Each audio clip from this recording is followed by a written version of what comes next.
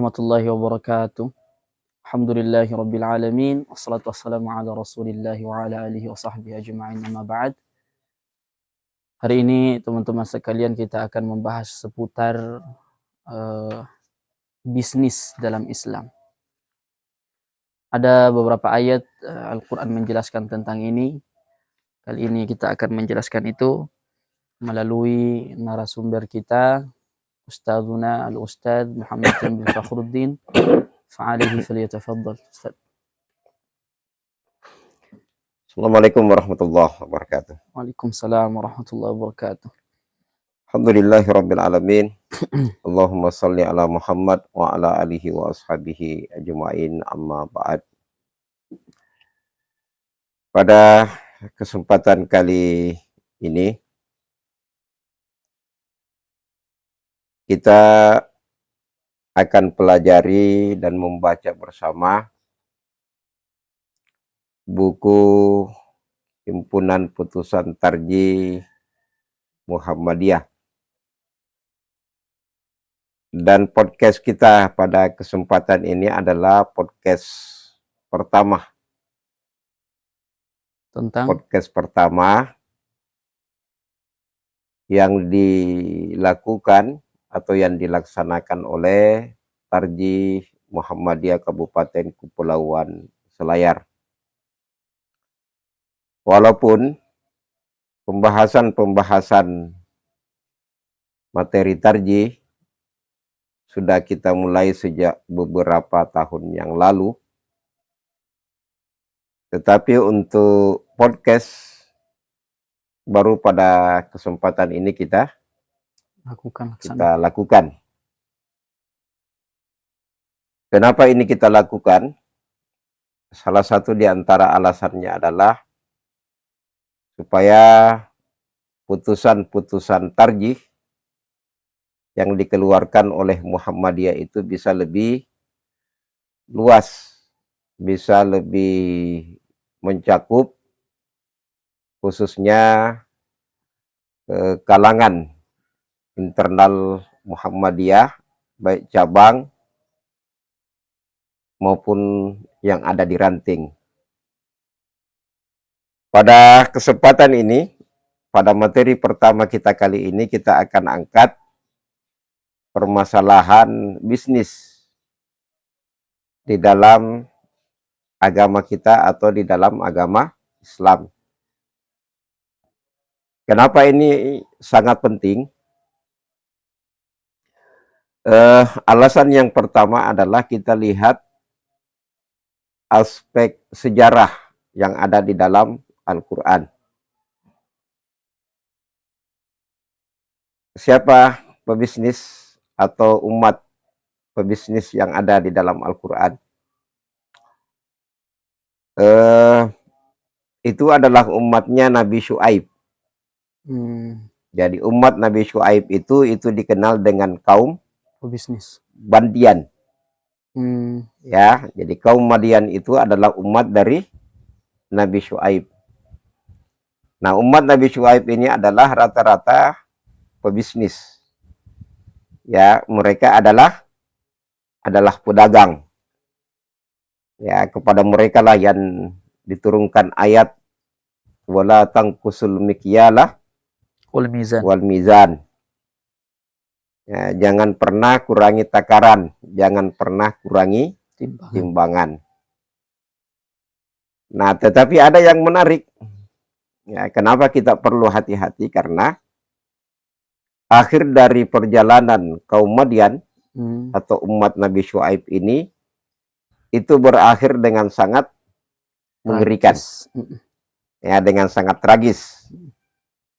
Ya, disebutkan dalam Al-Quran wa akhadhatil ladzina zalamus sayhah fa asbahu fi diyarihim jasimin. Tiba-tiba mereka mendengarkan suara yang sangat besar, lalu mereka mati dalam keadaan bergelimpangan. Kita mulai dari ayat Al-Quran sebagaimana kebiasaan kita. A'udzubillahi minasyaitonirrajim. Bismillahirrahmanirrahim. Wa ila Madyana akhahum Syuaiban. Ya. dan kepada kaum Madian. Ya, kaum Madian itu umatnya Nabi Syuaib. Madian itu kira-kira sekarang ini bertempat di Yordan. Ya. Nah, jadi wa ila Madian, kepada kaum Madian kami utus kepada mereka Syuaib, Nabi Syuaib. Ya, Nabi Syuaib itu akhahum, saudara mereka. saudara mereka sendiri. Artinya muncul dari kalangan mereka. Kalangan mereka. Ya. Nah, kenapa kepada mereka diutus Syuaib? Nah, karena kejahatan di kalangan mereka itu sudah meluas. Ya, mereka menjadi penyembah berhala, tidak menyembah Allah, itu yang pertama. Nah, yang kedua adalah karena mereka mayoritas pedagang Yang curang, ya, tetapi tidak tahu bagaimana cara berdagang dan berbisnis yang benar.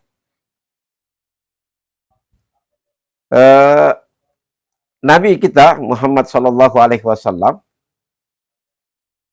sedemikian krusialnya, bahayanya ya bisnis ini, sehingga pada zaman Nabi dipersyaratkan sahabat yang ingin melakukan bisnis, perdagangan, bisnis, apa persyaratannya? Illa man tafaqqah. Dia harus seorang faqih. Yang faqih. Ya, karena ketika pedagang itu bukan seorang yang faqih, tidak tahu masalah agama, maka yang terjadi adalah kecurangan. Yang terjadi adalah penipuan. Ya, yang terjadi adalah goror. Nah, kalau ini terjadi, maka ekonomi tidak akan stabil. Ya, karena terjadi kecurangan di mana? Di mana-mana. Nah, jadi yang pertama umat Nabi Syuaib itu adalah dia tidak menyembah Allah. Ya, Allah sudah berikan banyak contoh di dalam Al-Quran bahwa umat-umat yang mempersyarikatkan Allah, mereka berakhir dengan kehancuran. Nah, tetapi ada yang disetarakan dengan itu. Dan juga berakhir dengan kehancuran. Apa itu? Melakukan bisnis yang tidak sesuai syariah. Nah, Allah katakan, ya qaumi ibudullaha malakum min ilahin ghairu. Yang kedua, persoalan yang kedua yang penting. Ya, wala tanqusul mikyala wal mizan. Ya, jangan kurangi takaran dan juga timbanganmu. Ya, dalam Quran surah yang lain, wala tabkhasun nasa asya'ahum. Jangan pernah merugikan orang walaupun sedikit. Apa akibatnya? Kata Nabi Syuaib, inni arakum bi khairin. Ya, wahai kaumku, saya melihat kalian sekarang ini hidup sudah dalam kebaikan. Ya, makmur, sandang panganmu terpenuhi. Ya, kebutuhan hidupmu semua terpenuhi. Tetapi kapan kalian melakukan perdagangan dan bisnis yang menyalahi syariat, apa di akhir ayat? Inni akhafu alaikum adzaba yaumin muhit. Saya takut nantinya Allah akan menurunkan azab yang dan itu menyelimuti, menyeluruh mengenai kita semua. Nah, jadi kita tidak boleh anggap remeh ini persoalan transaksi. Ya, apatah lagi kita lihat sekarang ini di negara kita Indonesia dengan adanya sistem digital dan dengan berkembangnya dunia global, semua orang bisa akses, bisa melakukan transaksi.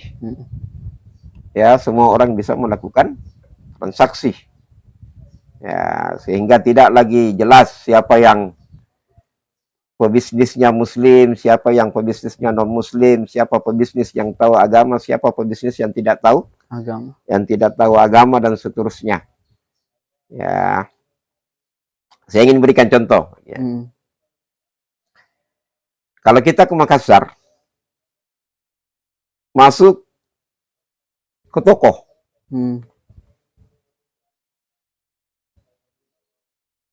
kadang-kala berapa jualanmu ini? Langsung potong harga Tinggi. tinggi. Nah, sudah tahu mau nawar nanti. Nah, sudah tahu mau nawar. Ya, dia mengatakan 150.000. Datang penjual lain 130.000. Ini boleh tidak penjualan seperti ini? Ya. Hah? Itu ada orang lain datang, oh ini pakai songko-songko ini Ustaz, 150.000. Nah, ada orang yang lain yang gembel yang datang, oh 130.000. Ini tidak boleh, ini masuk dalam sistem goror. Ini masuk dalam sistem spekulasi. Ya. Nah, itu kalau bukan seorang fakih. Nah, kalau penjualan seperti ini melebar dalam satu kaum, ini akhafu alaikum adzab yaumin muhit. Tidak mustahil Allah menurunkan azab yang mengenai di kalangan kita semua. Nah, tetapi kenapa Allah belum turunkan azabnya? Lihat di dalam kisahnya Nabi Lut. Fa akhrajna man kana fi. Apa itu ayatnya tuh? Fa akhrajna man kana fiha minal mu'minin. Fa ma wajadna fiha ghayra baitin minal muslimin. Ya. Ini Allah belum turunkan azabnya karena masih ada orang-orang beriman. Tetapi ingat nanti satu saat ketika orang-orang beriman ini sudah dikeluarkan oleh Allah, Allah akan turunkan azab seketika. Oke ya. Jadi itu yang pertama. Nah, jadi syukuri kehidupan yang ada pada kita sekarang. Ya, jangan melakukan transaksi dan bisnis yang tidak sesuai syariah. Nabi Syuaib berkata selanjutnya, baqiyatullahi khairul lakum in kuntum mu'minin wa ma ana 'alaikum bihafid. Baqiyatullahi khairu. Harta yang halal itu lebih baik buat kamu kalau kamu orang-orang beriman. Ya. Nah, ini yang terakhir. Setelah Allah menceritakan kisahnya Nabi Syuaib, ya, di akhir ayat itu Allah berkata, walamma jaa amruna. Sudah datang ya, ketika datang saatnya, ya, karena mereka tidak merubah, bagaimana? Najena Syuaiban. Kami selamatkan Syuaib dan orang-orang yang beriman. Walladzina amanu ma'aku birahmatin minna. Wa akhadhatil ladzina zalamus sayhah. Sedangkan orang-orang yang zalim tadi, yang melakukan bisnis, ya, tetapi tidak memperhatikan syariat, nah, bagaimana? Nah, wa akhadhatil ladzina zalamus sayhah. Petir, suara yang sangat besar, lalu mereka mati bergelimpangan. Ada yang mengatakan, dalam tafsir itu disebutkan, awalnya itu kaum Madian ditimpa dengan panas yang luar biasa. Ya, panas yang luar biasa. Walaupun mereka minum, tidak hilang rasa dahaganya. Lantaran panas. Nah, tiba-tiba Allah turunkan awan. Nah, mereka semua berkumpul di bawah awan. Ya, dia sangka dia lebih bisa adem, hangat. Tetapi ketika mereka semua sudah berkumpul di bawah awan hitam itu, Allah turunkan percikan. Setelah diturunkan percikan, mereka semua panas, kulitnya terkelupas. Allah akhadhatil ladzina zalamus sayhah. Suara yang menggelegar, ya, guncang, dan mereka pun mati dalam keadaan bergelimpangan. Itu akhir kehidupan dari kaum Madian. Ya, mereka melakukan bisnis yang tidak sesuai dengan syariah. Nah, mari kita lihat sejarah. Ketika Nabi berada di Madinah, apa pertama kali yang dilakukan oleh Nabi? Memperbaiki keadaan. Pasar. Madinah itu pasarnya sudah dikuasai oleh Yahudi. Ya, itu tempatnya di sekitar Masjid Madinah Nabawi. Nabi membuat pasar sendiri. Ya, karena kalau ini dia meluas di kalangan umat Islam, tidak ada yang bisa tahan, azab Allah itu akan menimpa secara umum. Nabi membuat pasar. Bagaimana Nabi melakukan kontrol? Nabi itu mereka memberikan taklim kepada umatnya pagi itu dari duha sampai zuhur. Kailulah ya, diberi dengan kailulah. Jadi Nabi itu mengajar. Kailulah, Nabi istirahat. Setelah zuhur, tidak ada pertanyaan dari sahabat. Apa yang dilakukan oleh Nabi? Keliling ke pasar. Jadi Nabi itu melakukan inspeksi pasar itu setiap hari setelah zuhur. Untuk memastikan bahwa kaum muslimin tidak melakukan transaksi yang tidak sesuai dengan syariah. Yang pentingnya itu setiap hari kan? Setiap hari. Begitu pentingnya ini. Umar juga kayaknya setiap hari juga waktu jadi khalifah. Setiap malam? Setiap malam malah dia. Nah, setiap malam. Nah, ini pentingnya kita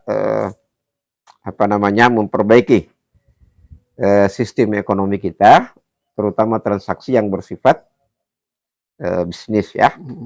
Nah, itu yang pertama. Jadi kita lihat dari aspek sejarah, pentingnya kita memperbaiki masalah bisnis ini. Nah, selanjutnya pada kesempatan ini kita akan membaca bagaimana etika bisnis ya dalam perspektif Islam. Ya, khususnya yang dikeluarkan oleh Tarjim Muhammadiyah. Yang pertama, ya, bisnis itu dikatakan sah. Ya. Yang pertama adalah tidak boleh ada gurur. Goror maksudnya ya. Tidak boleh ada goror. Ya, apa yang dimaksud dengan goror? Rasulullah Shallallahu Alaihi Wasallam bersabda, An Abi Hurairah radhiyallahu an. Ya, dari Abi Hurairah radhiyallahu an. Qala, Nabi bersabda, Naha Rasulullah Sallallahu Alaihi Wasallam ambai'il khusad. Ambai'il khusad.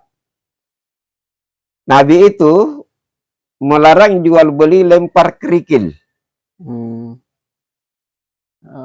Abu Hurairah bilang. Nah, dari Abi Hurairah. Ya, Rasul itu melarang melempar jual beli sistem lempar kerikil.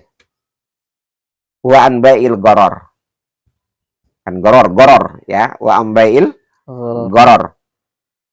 Dan melarang jual beli sistem goror, spekulasi.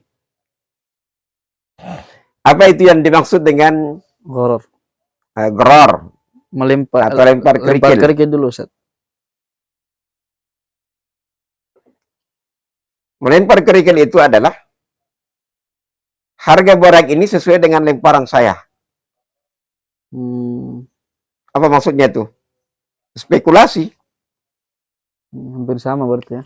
Spekulasi, tidak ada kepastian. Tidak ada kepastian harga. Nah, yang kedua kita tidak tahu. Ya, contohnya, ya, di sini disebutkan. Termasuk dalam kategori goror itu, bai'ul khusad itu adalah saya memiliki mangga. Mangga. Baru berbunga. Datang pedagang. Ya. Bah. Ini kalau berbuah ini saya beli di Hmm. bagaimana kalau kita putuskan sekarang harganya? Ya, ya, ya. 2 juta lah, saya borong ini satu pohon. Nanti saya ambil dia kira-kira berapa bulan ke depan. Jadi buahnya, semua buahnya diambil memang, dibeli memang. Dibeli memang. Jadi banyak, sedikitnya belum ditahu. Banyak, sedikit. Miliknya yang beli tadi. Ya. Apakah bagus tidak? Kualitasnya 2 juta. Ini sifatnya goror, Gor. spekulasi. Ya, kalau atau melempar dengan kerikil. Kerikil. Sama, tidak menentukan harga. Tidak menentukan harga dan tidak menentukan, tidak ketahuan kualitasnya. Di kerajaan, Ustaz. Jangan di kerajaan lah, di tempat lain lah, Ustaz. Kalau di kampus pernah? Misalnya ada orang yang beli kambing. Kambingnya belum ada. Belum ada. Nah, tapi dia bilang, saya jual kambing ini 2 juta. Nanti saya bawakan, kambingnya belum ada di kandang. Tidak dilihat. Tidak dilihat. Nah, itu tidak boleh, itu goror. Masuk goror ya. Oke. Ada juga spekulasi. Dan terbuka kemungkinan untuk menipu. Ya. Jadi hati-hati nih kalau jual kambing di kampus. Ada orang mau akikah. Kahar, siapkan kambingnya nah. Saya kasih 2 juta.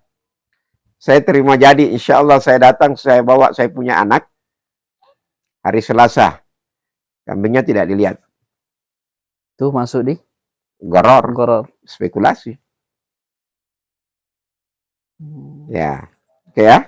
Jadi Nabi melarang jual beli sistem goror. Infokan ini Kiai. Ya. Ulama kita mengatakan begini. Kalau ada yang Ustaz? Ada 4 macam yang masuk dalam kategori goror. Saya dulu ya. Yang pertama adalah barangnya tidak berwujud. Masuk goror itu di. Ada. Nah ini karena kita di pesantren ini jualan kambing. Ya. Jualan kambing. Masih bunting.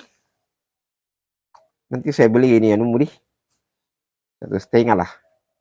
Kira-kira karena saya mau ke ini. Saya mau ke Makassar. Nah, nanti kalau kambingnya lahir, tolong dipelihara, nanti 8 bulan kemudian saya kasih uangnya ya. Nah, ini masuk dalam kategori goror. Tidak ada barang yang mau dibeli. Kita berspekulasi. Nah, kalau online misalnya kita investasi sesuatu, tidak ada barang yang kita lihat. Tidak ada wujud. Kalau online ya, kan sama online. Kelihatan biasanya. Ya, online beda. Online kalau kita lihat barangnya, kelihatan barangnya, jelas barangnya, itu nggak ada masalah. Tapi biasanya juga bermasalah, Ustaz. Cuma di sini terbuka peluang untuk beda. Idealnya memang di dalam ini kan dunia global ceritanya ya. Jadi ini bisa jadi dia berkembang. Ya, tetapi jual beli itu adalah harus ada ijab qabul.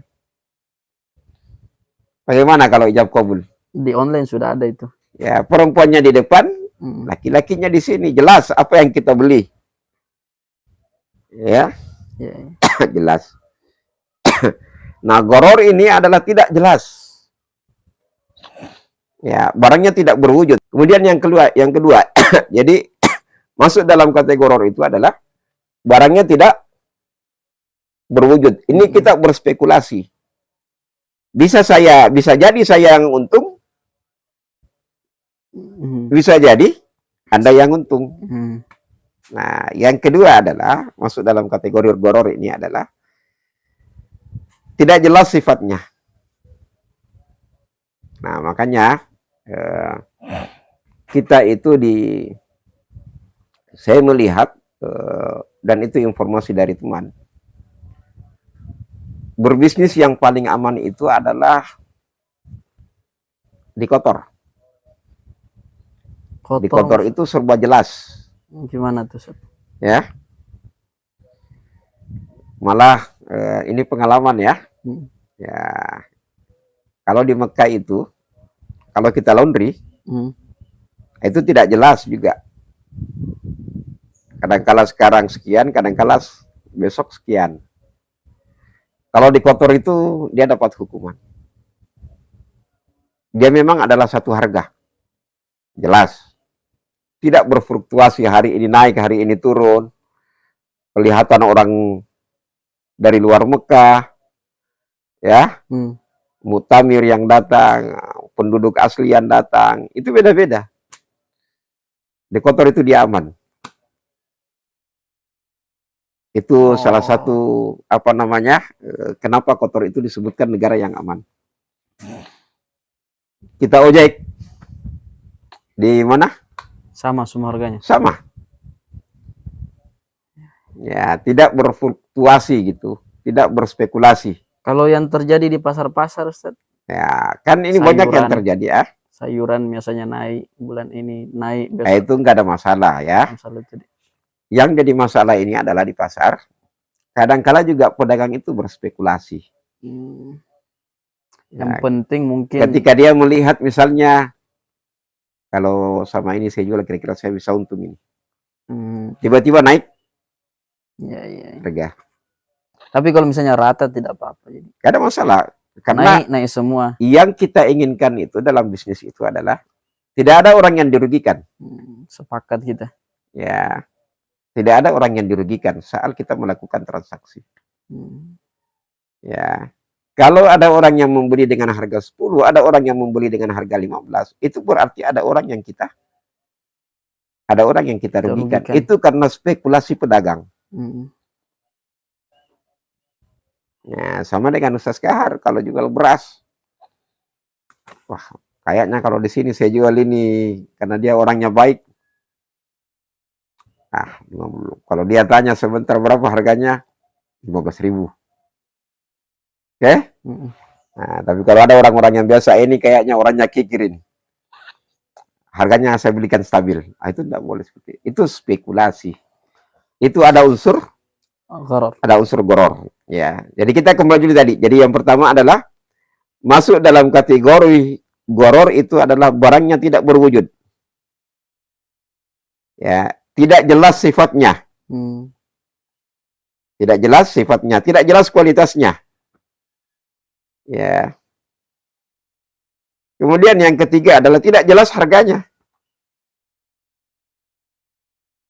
Itu semua masuk dalam kategori goror. Ya, mentang-mentang hari ini karena bagus cuaca, nah ini kayaknya perlu kita naikkan harga ini. Nah, disitulah ada dalam Islam itu kan kadang-kala ada apa namanya dalam orang-orang berspekulasi dengan adanya penimbunan. Ya, itu kan dilarang. Misalnya begini, pengusaha tahu, ya, bahwa kira-kira pemerintah kita akan menaikkan harganya 2 bulan lagi nih, 10 hari ke depan.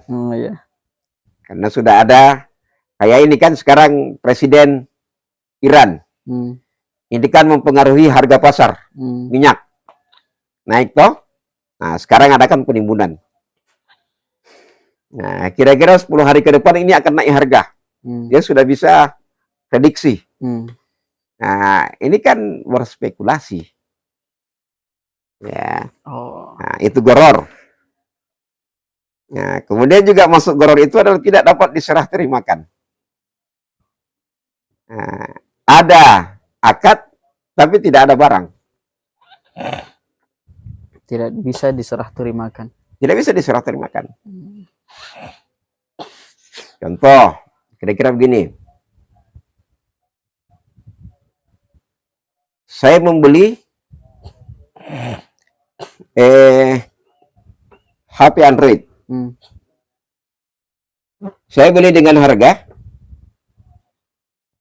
100.000 online.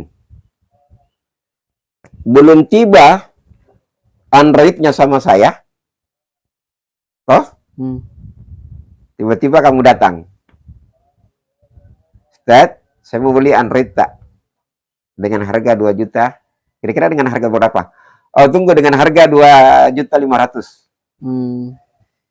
Ini barang masih dalam perjalanan. Ya, saya langsung bilang sama yang mengirim, langsung saja di drop ke rumahnya. Kahar. Atau barang ini belum tiba sama saya, kita sudah serah terimakan. Oke. Ini masuk ke Goror. Harusnya Saya sampai membeli dulu. HP Android. Ini barang belum tiba sama saya. Saya sudah akad dengan kamu. Ya toh? Barangnya datang besok. Harga 2.500.000. Barangnya belum saya lihat. Loh? Kualitasnya saya belum tahu. Anda juga belum melihat barangnya. Tiba-tiba saya sudah melakukan transaksi dengan Anda. Ini juga masuk dalam kategori goror. Ya, jadi itu yang pertama ya. Jadi ada banyak persyaratan dalam aspek bisnis dan jual beli. Contoh beras. Kahar beli beras di Jampea. Belum tiba berasnya sama Anda, saya sudah melakukan transaksi dengan Anda. Iya. Sudah putus. 1 karung. 1 karungnya itu belum jelas berapa liter. Tiba di sini juga belum jelas kualitasnya. Akadnya sudah ada. Penyerahan uangnya sudah ada. Sudah ada jual beli, sudah ada akad, sudah ada ijab kabul, barangnya belum tiba. Ya, jadi ini yang perlu kita hati-hati. Apalagi dalam dunia global sekarang ini, semua orang sudah menggunakan Android. Nah, kita harus hati-hati. Ya, makanya di dalam agama itu Nabi SAW pada masanya mempersyaratkan pedagang itu adalah seorang faqih. Ya, karena sistem bisnis yang tidak mempedulikan syariah bukan saja akan merubah pasar, mempengaruhi pasar, tetapi juga akan mengundang azab Allah Subhanahu wa taala. Saya kira demikian. Sementara nanti kita akan bahas lagi yang lain ya, sambil kita melihat praktek-praktek bisnis yang marak di tengah-tengah kita pada saat ini. Saya kira demikian dari saya. Assalamualaikum warahmatullahi wabarakatuh. Assalamualaikum warahmatullahi wabarakatuh. Baik, Ustaz, syukran katsiran ihtimamikum. Terima kasih banyak atas kesempatan antum, Ustaz. Banyak yang kita ambil pelajaran dari apa yang beliau sampaikan. Mudah-mudahan menjadi ilmu sehingga kita bisa berhati-hati dalam melakukan transaksi bisnis di rumah kita, di kampung kita, maupun di pasar-pasar kita. Syukran Ustaz, barakallahu fikum. Kita lanjutkan di pertemuan selanjutnya tentang bisnis ini. Subhanakallah bihamdi, asyhadu an la ilaha illa anta, astaghfiruka wa atubu ilaik. Assalamualaikum warahmatullahi wabarakatuh. Selamat.